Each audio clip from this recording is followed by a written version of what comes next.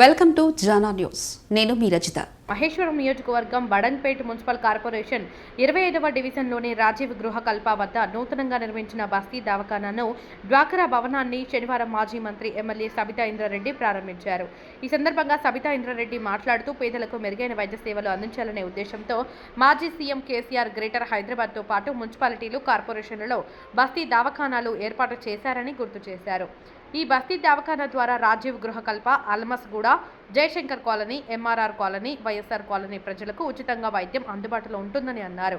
ప్రజలకు వైద్య సిబ్బంది అందుబాటులో ఉండి మెరుగైన వైద్య సేవలు అందించాలని ఆమె సూచించారు.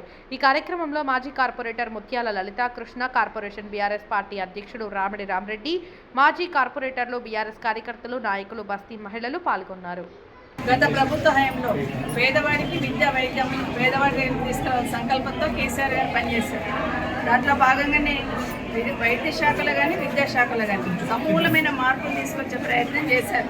దాంట్లో భాగంగా ఉస్మానియా గాంధీ హాస్పిటల్ ఎట్లా ఉందో హైదరాబాద్ నలుమూలలో కూడా అలాంటి పెద్ద హాస్పిటల్ నిర్మించాలనే ఆలోచనతోనే ఈరోజు ఎల్బీ నగర్లో ఒక హాస్పిటల్ కానీ, అట్లాగే మల్కాజ్గిరి కాన్స్టిట్యున్సీలో ఒక హాస్పిటల్ కానీ, ఉచ్చుపల్లి దగ్గర ఒక హాస్పిటల్, హైదరాబాద్కు నలుమూలలో 4 హాస్పిటల్, సనత్ నగర్లో ఒకటి, అట్లా 4 హాస్పిటల్, ఒక్కొక్కటి 1200 బెడ్ల హాస్పిటల్స్తోని మొదలుపెట్టి ఈరోజు పనులు జరుగుతూ ఉన్నాయి. దాంట్లో మన ఎల్బీ నగర్ ఉంది.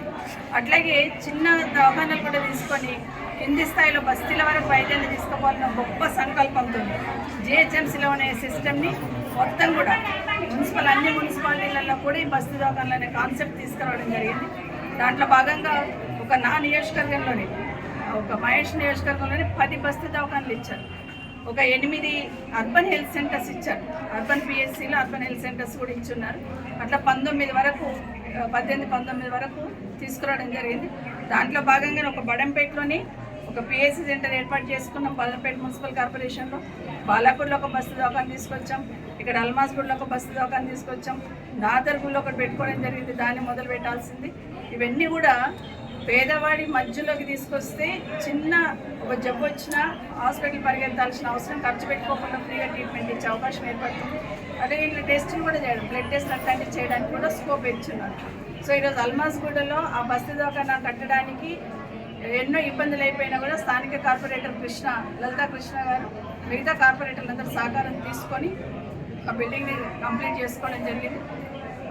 ఈరోజు దాన్ని ఇనాగ్రేషన్ చేయడం, ఈరోజు స్టాఫ్ నర్స్ ఒకరిని ఇక్కడ అపాయింట్ చేశారు. డాక్టర్ని కూడా ఒక వారం రోజులు, ఎందుకంటే ఇక్కడ ఉన్న డాక్టర్ బాగా డిలే అయింది కాబట్టి వేరే దగ్గరికి షిఫ్ట్ చేస్తున్నారు. కాబట్టి ఇక్కడ మళ్ళీ ఒక వారం రోజుల్లో డాక్టర్ని కూడా ఇస్తారు, మెడిసిన్స్ ఇస్తారు. అన్నీ కూడా చెక్ చేయడానికి ఇక్కడ వాళ్ళకి అన్నీ కూడా అందుబాటులో ఉంటాయి. దాంతోపాటు డ్వాక్రా బిల్డింగ్ గతంలో నేను ఫస్ట్ ఎమ్మెల్యే ఉన్నప్పుడు ఉన్న బిల్డింగ్ని కొంత ఎక్స్టెన్షన్ చేసినారు స్థానిక కార్పొరేషన్. దానికి సంబంధించి వాళ్ళు గ్రూప్లో ఉన్న వాళ్ళు కూడా ఆర్థికంగా వాళ్ళకు బెనిఫిట్ అయ్యేటట్టు చేసుకోవాలని ఆలోచిస్తున్నారు. తప్పకుండా సహకారం అందించడం జరుగుతుంది. ఇదే కాకుండా స్థానికంగా ఉన్న డెవలప్మెంట్లో భాగంగా మన చెరువు ఇక్కడ ఏదైతే ఉందో, ఇక్కడున్న మధ్యతరగతి వాళ్ళే ఎక్కువ ఉంటుంది. ఇక్కడ ఆ చెరువు డెవలప్ చేసిస్తే, వాకింగ్ ట్రాక్ ఏర్పాటు చేస్తే బాగుంటుందని ఆలోచనతో మొదలుపెట్టిన ఆ చెరువుని మళ్ళీ అడిషనల్ అమౌంట్ 2 కోట్లు శాంక్షన్ ఇస్తే అది నాట్ స్టార్టెడ్ వర్క్లో చూపించి దాన్ని క్యాన్సిల్ చేయడం జరిగింది. ప్రభుత్వం ఇప్పటికైనా ఆలోచించమని కోరుతా ఉన్నాను. అట్లాంటి వర్క్ క్యాన్సిల్ చేయడం వల్ల ప్రజల అవసరాలను గమనించి ప్రజల కోసం పెడుతూ ఉంటాం. ఆ రోజు కేసీఆర్ గారు ఒక విజన్తో పనిచేస్తున్నారు.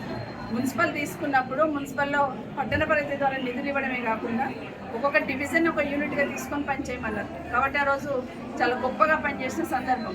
మరి 1 సంవత్సరం పైన అవుతుంది, ఏమన్నా వచ్చిందా మున్సిపాలిటీ అని ఆలోచిస్తే ఏ మున్సిపాలిటీకి ఇప్పటికి ₹1 రాలేదు. 2 సార్లు మంత్రులు వచ్చిపోయినా, 3 సార్లు మంత్రులు వచ్చిపోయినా స్థానికంగా ఉన్న జనరల్ ఫండ్ ఫౌండేషన్ ఇచ్చిపోయినా తప్పిస్తే ₹1 ఇవ్వలేదు. కొన్ని ఏ మంత్రి గారు వచ్చినప్పుడు ఏదైనా అనౌన్స్మెంట్ ఇచ్చిపోతారని ఎదురు చూస్తున్నాం, అది కూడా రాలేదు. ఇప్పటికైనా ఈ మున్సిపల్ శాఖ గౌరవ ముఖ్యమంత్రి గారి దగ్గర ఉంది.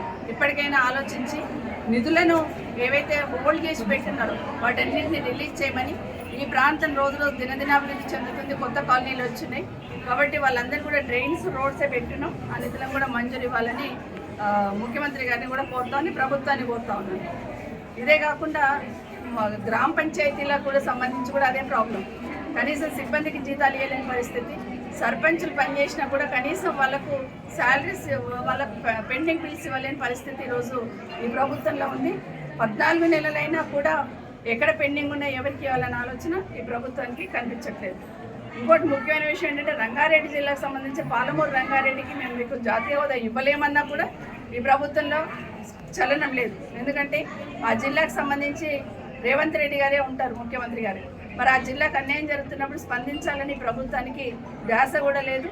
అదే కాకుండా నిధులు రాకపోయినా కూడా కేంద్ర బడ్జెట్లో నిధులు రాకపోయినా కూడా రాష్ట్ర ముఖ్యమంత్రిగా స్పందించలేని స్థితిలో ఉన్నారనేది రాష్ట్ర ప్రజలు గమనించాలి. మరి ఈరోజు ఏం జరుగుతుందో ప్రజలు ఇప్పటికే గమనించున్నారు. మొన్న ప్రజాపాలన అన్నారు, సర్వే అన్నారు, హంగామా చేస్తారు ఈ సంవత్సరంలో. పోనీ ఒక్కరికైనా ఇల్లు వచ్చిందా, ఇప్పుడు ఇక్కడే అడుగుతున్నాం, ఒకరికైనా ఇల్లు వచ్చిందా, రేషన్ కార్డు వచ్చిందా, పెన్షన్ వచ్చిందంటే ఏది రాలేదు. కానీ పబ్లిసిటీకి మాత్రం చారాన కొడికి బారాన మసాలా అన్నట్టు పబ్లిసిటీ మాత్రం చేసుకోవడంలో ఈ ప్రభుత్వం ముందుంది. ప్రజలందరూ గమనిస్తున్నారు, టైం కోసం వెయిట్ చేస్తున్నారు.